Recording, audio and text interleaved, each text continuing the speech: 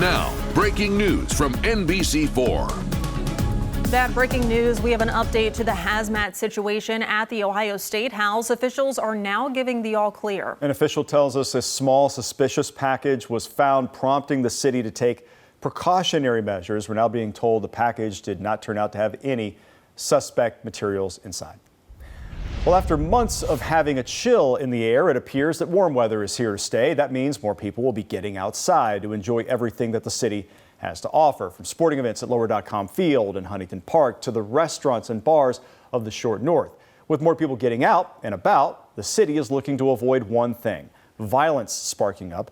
That could potentially keep people home. Yeah, on this day 1 year ago, terror ripped through the Short North. A fight turned to explosive gunfire. 10 people were shot, at least one shot by Columbus police, causing the city leaders to quickly respond by setting a midnight curfew for some businesses and placing police towers on High Street. The Franklin County Prosecutor's Office says the officers who fired that day will not be charged based on evidence presented to the office. And right now we're getting a closer look at the newest homicide numbers from the city. So far this year, the number sits at 27. And that is much lower than this time last year or the 2 years before that. The hope is those numbers stay down, especially as the weather warms. NBC4's Eric Halprin is live in Columbus with the work multiple groups are doing to help with that. Eric? Jared and Jen, nonprofits all across the city work to keep kids busy and out of trouble over the summer. City Council is meeting as we speak, and they'll be voting on funding for those summer programs. Come on, you know where they are. You know where we keep the strawberries. This is what the Highland Youth Garden in the Hilltop is all about: teaching kids about gardening.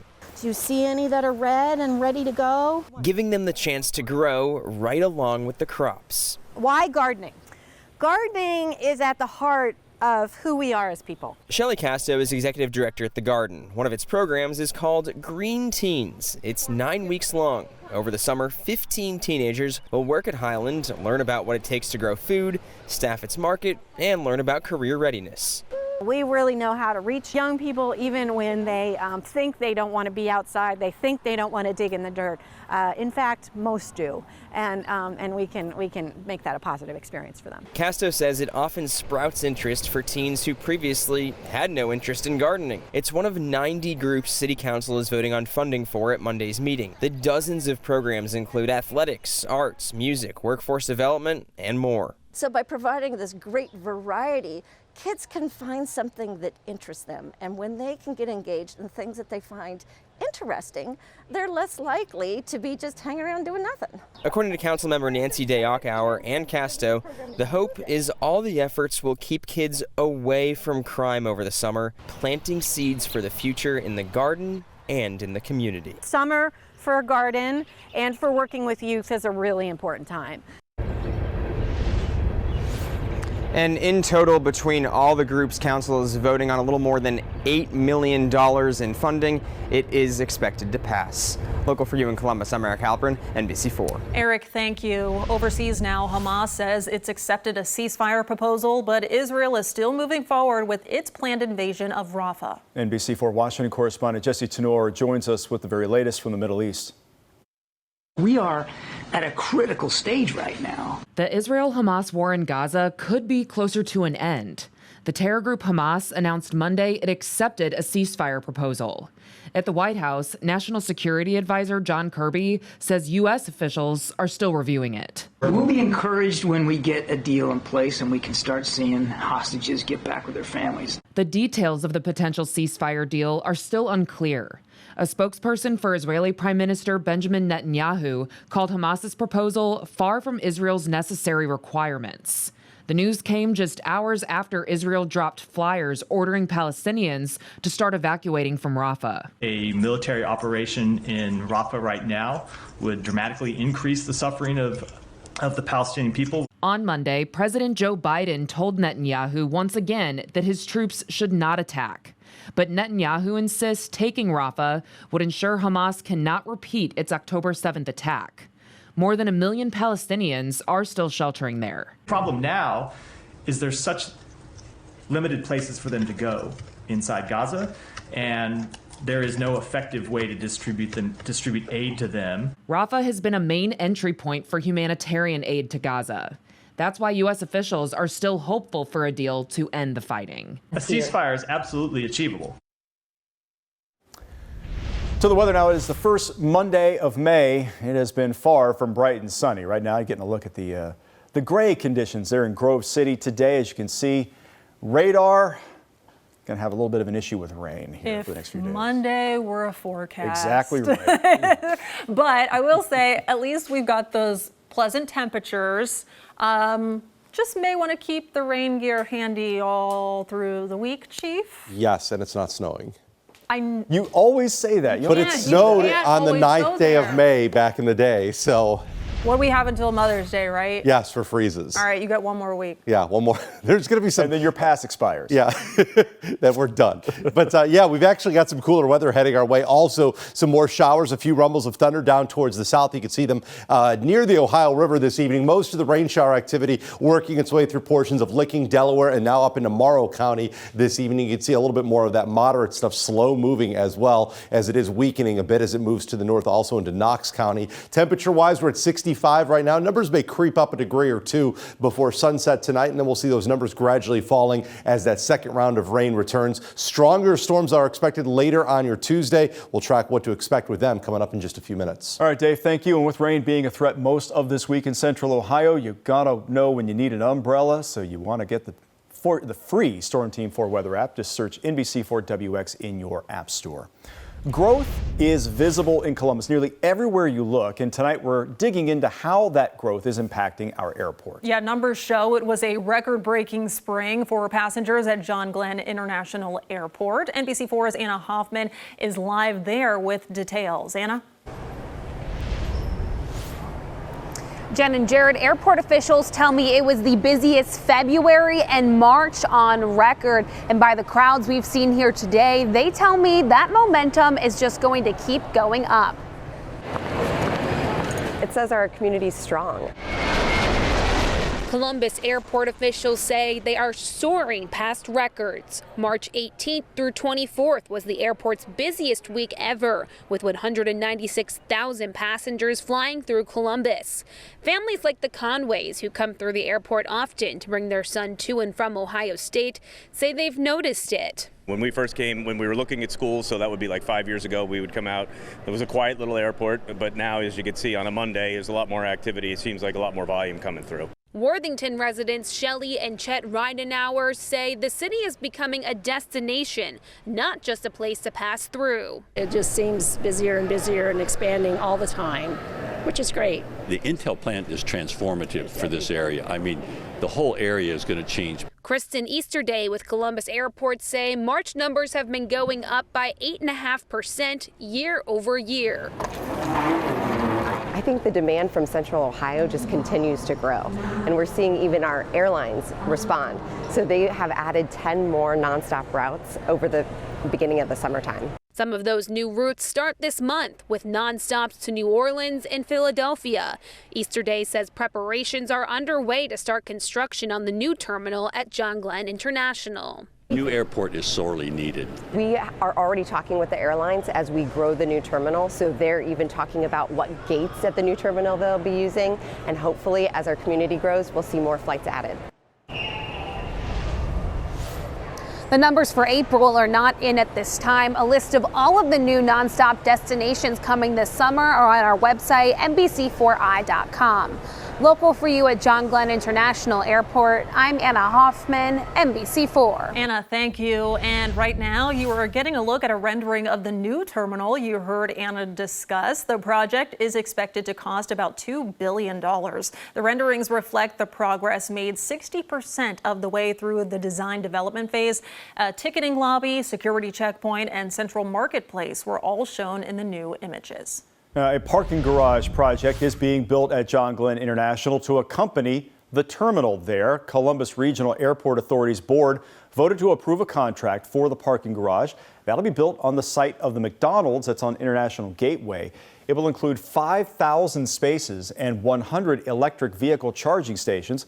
The garage will also be connected to the current rental car facility and the new terminal by a pedestrian bridge. Now to an NBC4 follow-up. Thursday, a former Columbus Police Vice officer is scheduled to be sentenced on federal charges. Back in December, Andrew Mitchell pled guilty to holding sex workers against their will, including 2 counts of depriving civil rights and 1 count of tampering with a witness, victim, or informant. He's been in and out of the courtroom since he was accused of shooting and killing 23-year-old Donna Castleberry. That was in 2018. He was acquitted of murder in April after 2 trials. Mitchell faces a sentence of 7 to 11 years in prison on these charges. A star for the Columbus Clippers got the call up to the big show. Ahead, you're going to get to know the newest member of the Cleveland Guardians. And next, the 3rd week of Donald Trump's hush money trial is underway in the Big Apple. We'll let you know what played out today and why Trump's bank account took another hit.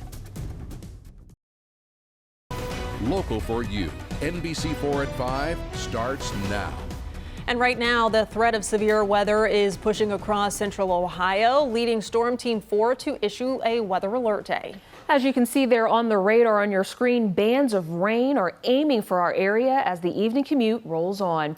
Right now, you're getting a live look at the road conditions in Canal Winchester that drivers are dealing with as they make their way home. You can see there's some wet spots, but the rain not falling quite as heavy yet. Well, we thank you for joining us for NBC4 at 5. I'm Jennifer Bullock. And I'm Sierra Johnson in for Jared Smalley. As we mentioned, Storm Team 4 issued a weather alert day due to the threat of potential high winds and hail.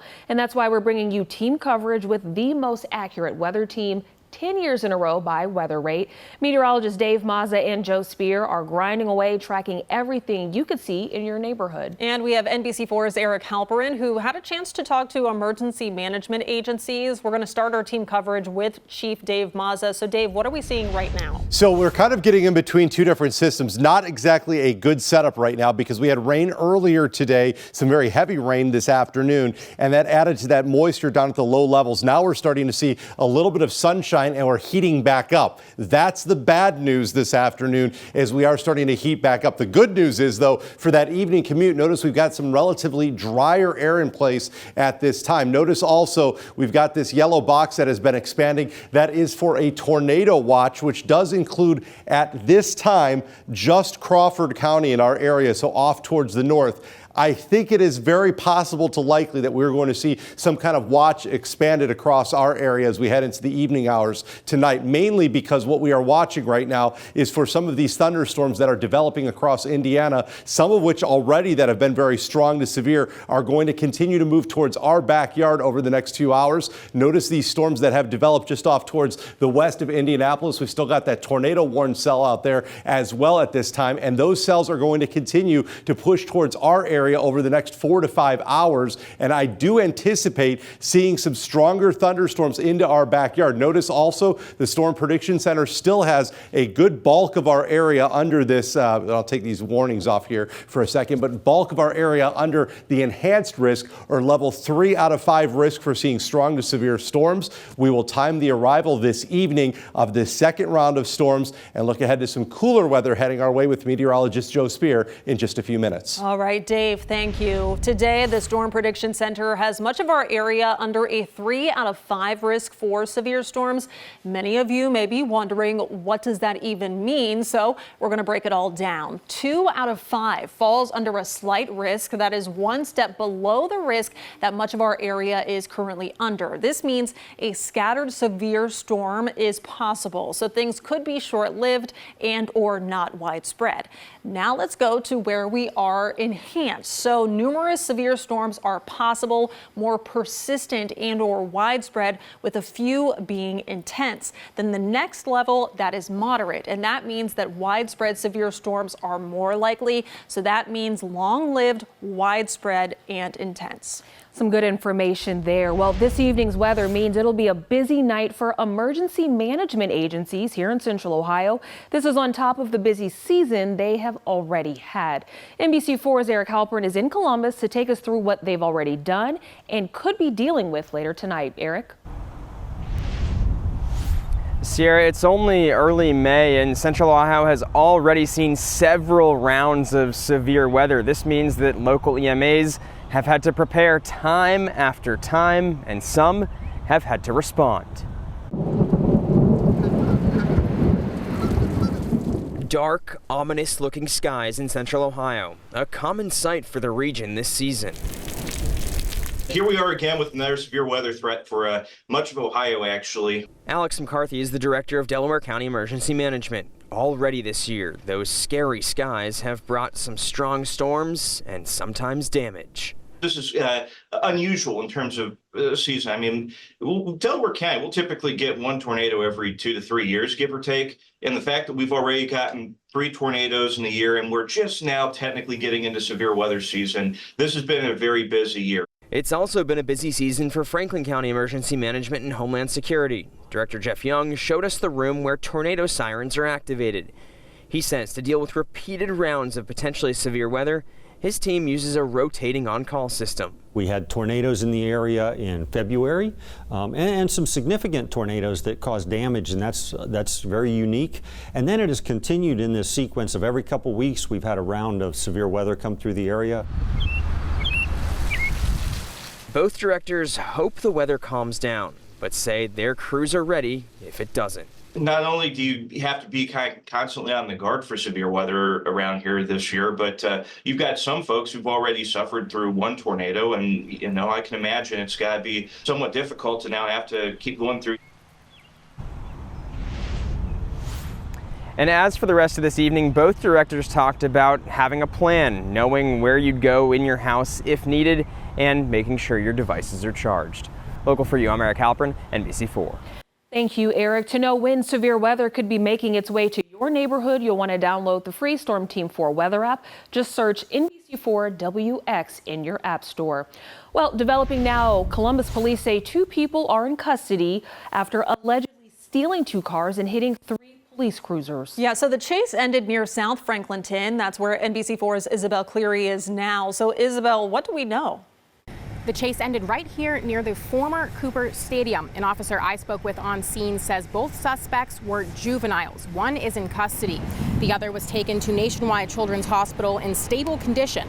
Around 1:15, Whitehall police were alerted to a reportedly stolen car. They say the car was taken from a robbery in Columbus where a deadly weapon or a threat of deadly force was used.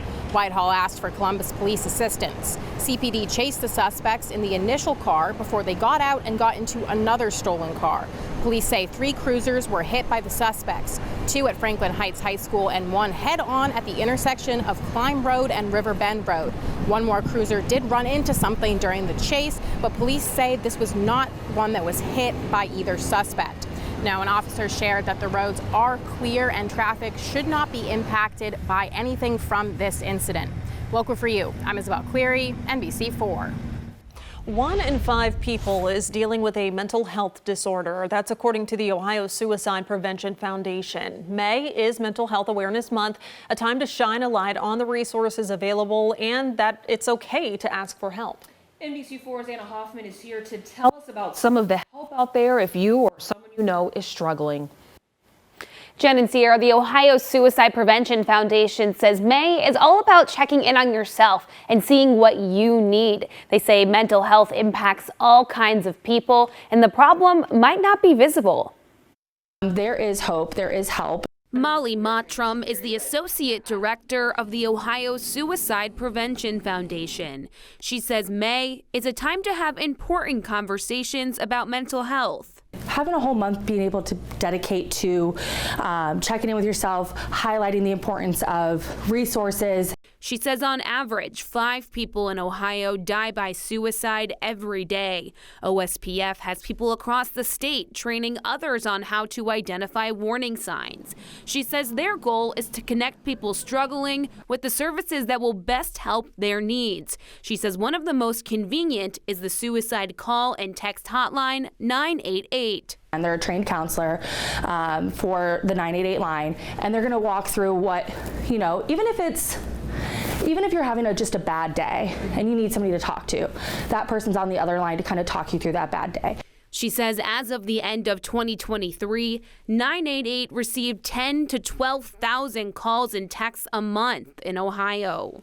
So that means people are using the hotline. That means that people know that there's a resource available, but there's still work to be done. We're here to help, and this at the end of the day, it's hope work, and we just want people to know that there is light at the end of the tunnel. And May is a great month to be able to highlight having these important conversations.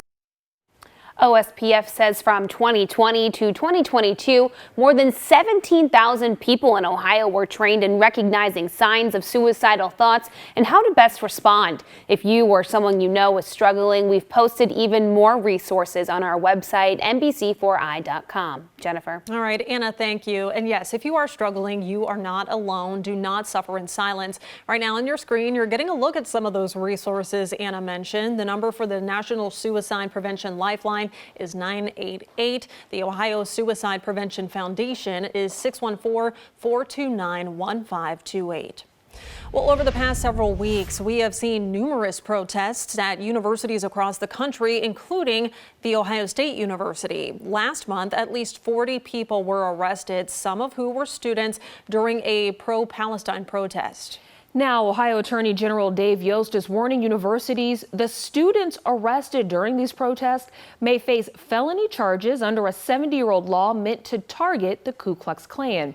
Yesterday, the Attorney General sent out a letter to public universities saying 1953's anti-disguise law could apply to mask-wearing students.